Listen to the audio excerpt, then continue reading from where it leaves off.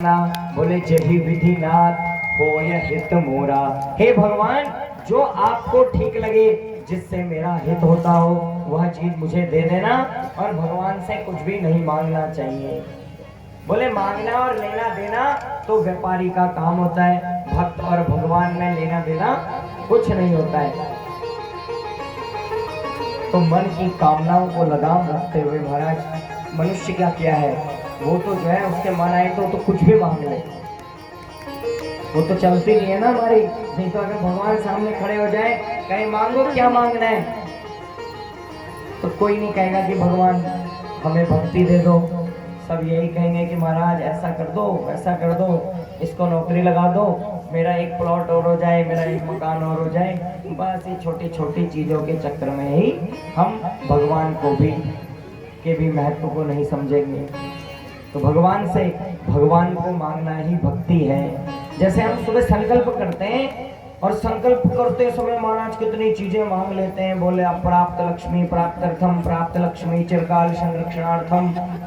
भगवान, जो लक्ष्मी मिल गई है, जो नहीं मिली है वो मुझे मिल जाए, और जो मेरे को मिल गई है वो भी चिरकाल तक संरक्षित रहे। बोले राज्य द्वारे शमशाने व्यापारे, सब जगह मेरी जय हो। जब पूजा में संकल्प करते हैं सुबह, कितनी बड़ी बड़ी चीजें मांगते हैं संकल्प में कि ये प्राप्त्यर्थम, पुत्र प्राप्त्यर्थम, लक्ष्मी प्राप्त्यर्थम, धन धान्य आदि प्राप्त्यर्थम, और तो और पशु बांधव पक्षी आदि भी प्राप्त्यर्थम। जो गोठ में बंधे पशु भी हैं उनकी भी कामना मांग लेते हैं।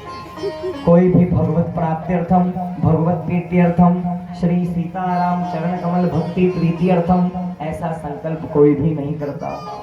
तो भक्ति भी भगवान की करनी चाहिए, तो भक्ति भी भगवान की निष्काम भक्ति करनी चाहिए, जिस भक्ति में कोई कामना नहीं हो, और उसी भक्ति से हमारी मुक्ति होती है जिसमें कोई कामना हम नहीं करते हैं। देखो, जैसे आपने पूजा की, पूजा करके आपने भगवान से कुछ मांग लिया, तो आपका वो पूजा किया हुआ पुण्य वहीं पे खत्म हो गया, लेन देन बराबर हो गया।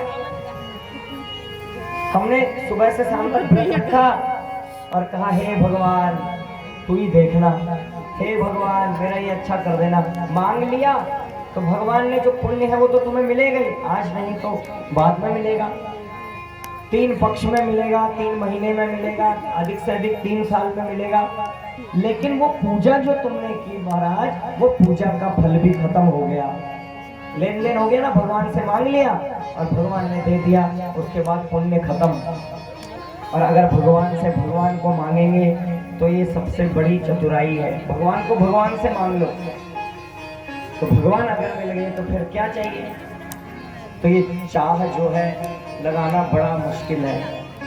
हम जो चाह भगवान से ना लगाकर चाह हम संसार में लगा रहे हैं। बोले चाह पैसों से रुपयों में आने लगी, चाह रुपयों से नोटों में जाने लगी, चाह नोटों से होटल में जाने लगी, चाह